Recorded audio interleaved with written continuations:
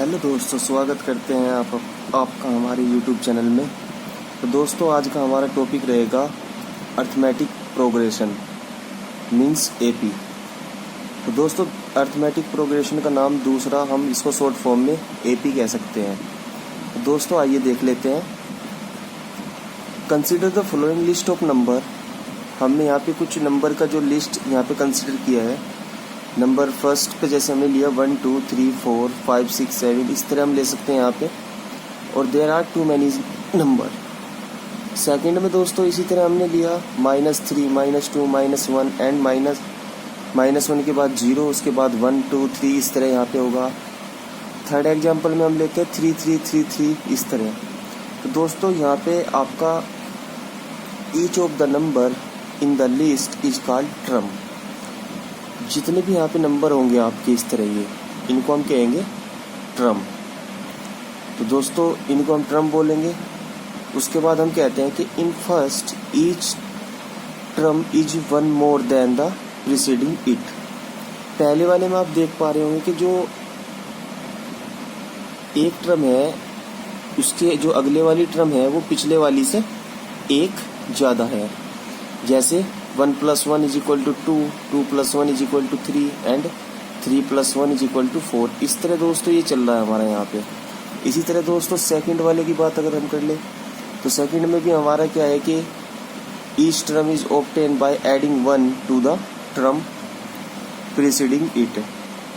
तो यहाँ पे भी आपका क्या है कि हम जैसे 3 + 1 -2 -2 + 1 -1, तो यहाँ पे भी हम एक ऐड कर रहे हैं उसके पिछली वाली जो है हमारा ट्रम में। अब दोस्तों यहाँ पे देख लेते हैं थर्ड वाले में हमारा क्या है, all term in list are 3। तो यहाँ पे सभी की सभी ट्रम जो है वो 3 है। तो दोस्तों, इस केस में यहाँ पे या तो सब्ट्रैक्ट हो रहा होगा 0, या हमारा कह सकते हैं कि ऐड हो रहा है 0। तो अब हम मुद्दे पे आ जाते हैं कि हमारा एपी की जो हम डेफिनेशन दे सकते हैं वो क्या हो सकती है। तो in all the list above we see that successive term are obtained by adding a fix number to the preceding term. Such list of number is of the form a arithmetic progression. तो दोस्तों, ये हमारी definition रहेगी यहाँ से यहाँ तक। यहाँ पे हम बता चुके कि मतलब जो अगले वाली हमारे को ट्रम प्राप्त हो रही है वो पिछली वाली में कुछ फिक्स क्वांटिटी जोड़ने पर ही वो हमको मिल रही है। और इस तरह ही इसको आगे तक बढ़ाएंगे तो हमें क्या मिलेगी, एपी मिलेगी। दोस्तों, यहाँ पे a fix number which is adding और subtracting in the above equation is called common difference.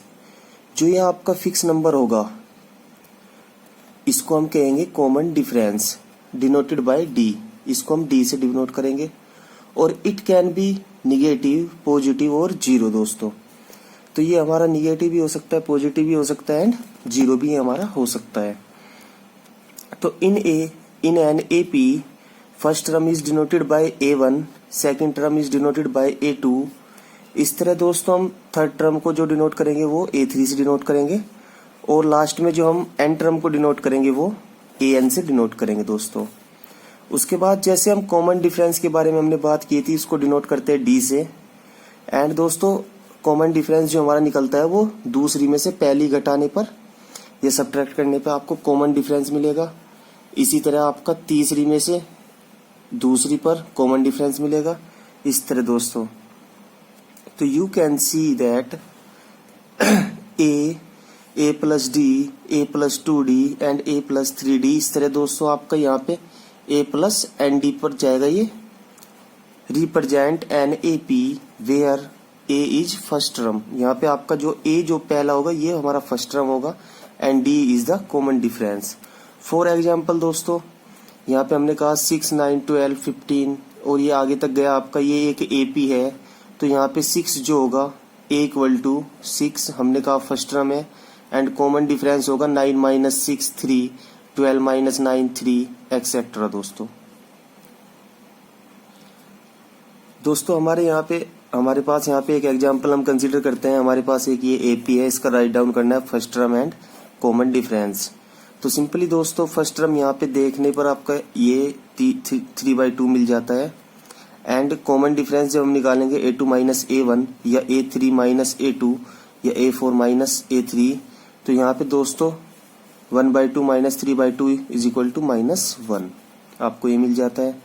दोस्तों अगला एग्जांपल देख लेते हैं। Which of the following is an AP और write down the next two term if it is AP. तो यहाँ पे बोला गया है कि यदि आपका जो सब कौन जो हम चेक करेंगे कि एपी है या नहीं है हमारे पास, और यदि एपी है तो उसके अगले 2 टर्म बताने हैं। तो दोस्तों पहला एग्जांपल हम देख लेते हैं 4, 10, 16 एंड 12। इस तरह दोस्तों ये आगे जाएगा। तो दोस्तों here first term is 4 and d is equal to a2 minus a1, मतलब 10 minus 4 equal to 6 and a3 minus a2 equal to 16 minus 10 equal to 6, a4 minus a3 is equal to 22 minus 16 is equal to 6। तो दोस्तों common difference is same. तो here we can say that कि ak plus 1 minus ak is the same every time, hence given expression is AP and next term of given expression will be। तो friends देखना यहाँ पे जो ये term आपका 22 है, तो यहाँ पे जो कॉमन डिफरेंस है उसको ऐड कर देना है। जैसे 22 प्लस 6 28 एंड 28 प्लस 6 34। इसी तरह दोस्तों ये आपके नेक्स्ट 2 टर्म निकल के आ जाते हैं। यदि आपको 3 टर्म की बात ये करता तो आपको 34 प्लस 6 कर देना था, जो कि 40 आपका होता। इस तरह आप इसको एपी को आगे तक कैरी कर सकते हैं। तो आइए दोस्तों अगले एग्जांपल को चेक कर लेते हैं। 1 माइनस 1 माइनस 3 माइनस 5 और इसके आगे तक ये शून्य चलेगा। तो here first term is a is equal to 1 and यहाँ पे हम कॉमन डिफरेंस देखेंगे a2 minus a1 is equal to -1 minus 1 is equal to -2 and d equal to, फिर यहाँ पे देखेंगे a3 minus a2 minus 3 plus 1 is equal to -2 and last one check करेंगे हम। यहाँ पे ये देखिए कॉमन डिफरेंस आपका सेम आ रहा है।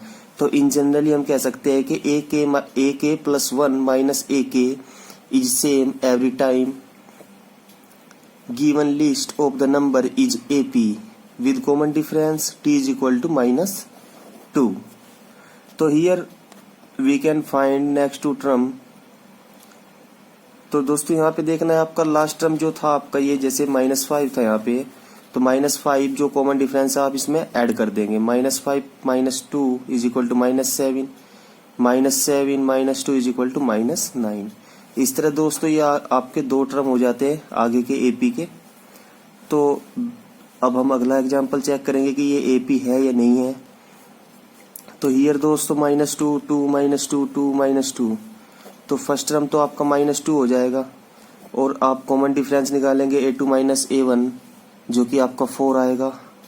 अगली बार a3 माइनस a2 निकालेंगे हम, -4 आया।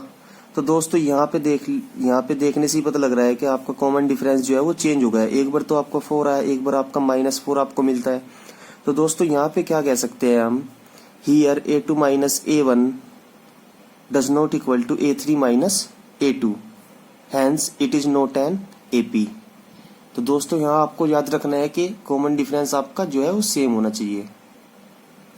दोस्तों इस टाइप का लास्ट एग्जांपल चेक कर लेते हैं। 1 1 1 2 2 2 3 3 3 and so on. Here a is equal to 1, the first term will be 1 and d is equal to a2 minus a1 is equal to 1 minus 1 is equal to 0 and d is equal to a3 minus a2 is equal to 1 minus 1 is equal to 0 and d is equal to a4 minus a3 is equal to 2 minus 1 is equal to 1।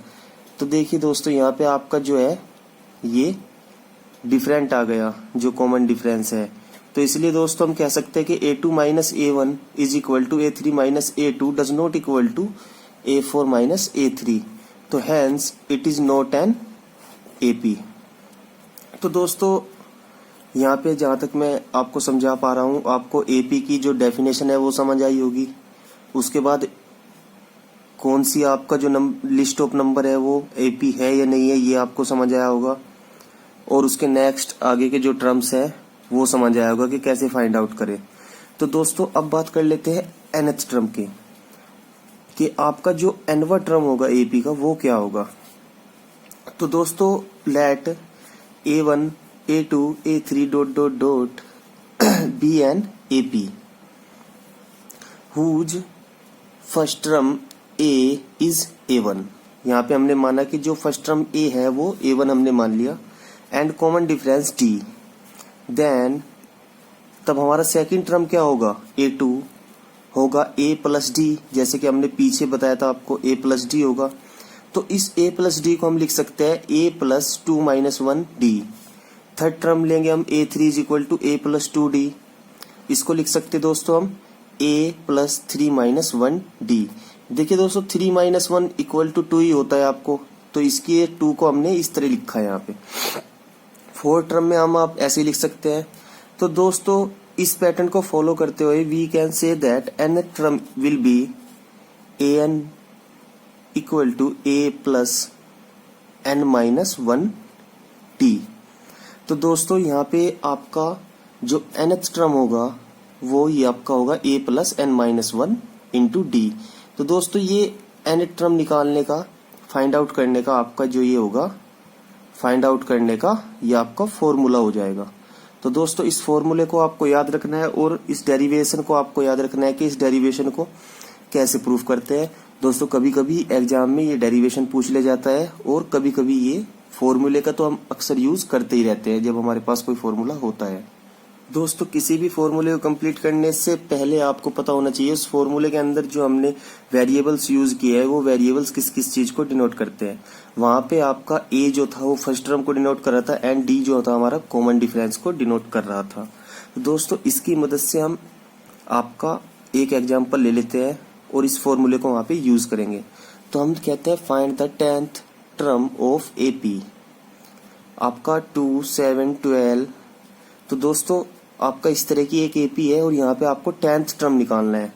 तो दोस्तों आप कहोगे कि sir 3 term तो हमारे पास है और हम इनमें कॉमन डिफरेंस ऐड करते करते 10 तक भी निकाल देंगे, तो इस फॉर्मूले की रिक्वायरमेंट क्यों पड़ी। दोस्तों इस फॉर्मूले की रिक्वायरमेंट इसलिए पड़ी क्योंकि आज तो ये 10th टर्म है, कल को ये 10,000 हो गया, ये 10 हो गया, 10 क्या 100 हो गया या 1000 हो गया, तो आपको बहुत परेशानी हो जाएगी। इसलिए इस फॉर्मूले की हमको जरूरत पड़ती है। किसी फॉर्मूले की जरूरत तब पड़ती है जब हम किसी चीज को इजी वे में करना चाहते हैं और एक बड़े पैमाने पे करना चाहते हैं। तो हियर दोस्तों फर्स्ट टर्म आपका 2 होगा एंड कॉमन डिफरेंस हम देख लेते हैं आपका 5 होगा और आपका n का वैल्यू 10 है क्योंकि हमें 10th टर्म फाइंड करना, तो यहाँ पे n का वैल्यू 10 हो जाएगी। तो we have formula of n term an is equal to a plus n minus 1 into D. a 10 is equal to, यहाँ पे सारी वैल्यूज जो आपकी है ये पुट करा देंगे, a equal to 2 and 5 d is equal to 5 n is equal to 10।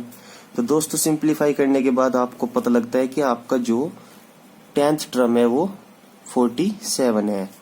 तो here we say that 10th term will be 47 of an AP. तो दोस्तों इसी प्रकार हम अपना अगला एग्जाम्पल ले लेते हैं। यहाँ पे देखते हैं ये क्या पूछ रहा है हमसे। Which term of AP this is -81। यहाँ पे दोस्तों सिंपली इसने पूछा है कि आपका -81 कौन सी टर्म होगी इस एपी की। उसके बाद कहता है कि ऑल्सो इज एनी टर्म 0। अब बात करता है कि कोई इसकी टर्म 0 भी होगी और give reason for your answer, और अपने आंसर का आपको रीजन देना है कि यदि होगी नहीं तो क्यों नहीं होगी और यदि होगी तो क्यों होगी। तो हियर दोस्तों आपका a इज इक्वल टू आपको 21 मिल जाता है and d is equal to आपको -3 मिल जाता है और आपको दोस्तों an का वैल्यू मिल जाता है 81 क्योंकि इसने पूछा कि ये कौन सा टर्म -81 होगा, तो इसलिए आपको ये वैल्यू सीधा आपको an की मिलेगी -81। आपको सबसे पहले यहाँ पे n निकालना है दोस्तों हमारे पास सारी वैल्यूज आ गई है और हमको nth टर्म निकालने का फॉर्मूला भी पता है। तो दोस्तों सिंपली हम सारी वैल्यूज पुट कर देंगे और यहाँ से n निकाल लेंगे। दोस्तों सिंप्लीफाई करने के बाद आपको यहाँ पे सिंप्लीफाई आप करते जाएंगे। दोस्तों सिंप्लीफाई करने के बाद आशा करता हूँ आप इसको सिंप्लीफाई कर लेंगे और सिंप्लीफाई करने में आपको कोई दिक्कत नहीं होगी। तो यहाँ पे n इज इक्वल टू 35 आपको मिलता है। तो हम कह सकते हैं कि therefore 35 term of the given AP is -81। तो आपका जो 35 टर्म है वो आपका -81 होगा। उसके बाद दोस्तों इसमें नेक्स्ट पार्ट जो इसमें पूछा है कि ये इसका कोई टर्म 0 होगा या नहीं होगा, उसको भी देख लेते हैं। तो we want to know that it there is any n for which an is equal to 0 if such n is there then. उसके बाद हम कहते हैं कि अब आपको an का जो वैल्यू है वो 0 लेना है। उसके बाद यहाँ से आपको n निकालना है। दोस्तों n आपने निकालने का प्रोसेस स्टार्ट किया और स्टार्ट करते करते आप यहाँ पे आए। दोस्तों आपको मिला n is equal to 8, so it's 8 term is 0। तो दोस्तों हम कह सकते हैं कि इसका 8वां टर्म जो है वो 0 है। दोस्तों यदि आपको ये वैल्यू आपकी फ्रैक्शन में मिल जाती 8.2 समथिंग या 8.9 ऐसा कुछ आपको मिलता, तो हम कहते हैं कि इसका कोई टर्म भी जो है ये आपको ये इसके मतलब इसका कोई टर्म 0 नहीं होगा। यदि आपको ये पूर्णांक नहीं मिलता मतलब इंटीजर नहीं मिलता, यहाँ पे देखिए आपको एक कंप्लीट वैल्यू मिली, इसलिए हम कह सकते हैं दोस्तों। अब दोस्तों बात कर लेते हैं अगले एग्जांपल की। Determine the AP whose third term is 5 and 7 term is 9 respectively. दोस्तों यहाँ पे बोला गया है कि हमको एक जो अपनी AP है वो डिटरमाइन करनी है एंड जहां पर हमारा जो थर्ड टर्म है वो 5 है और 7 टर्म है जो 9 है।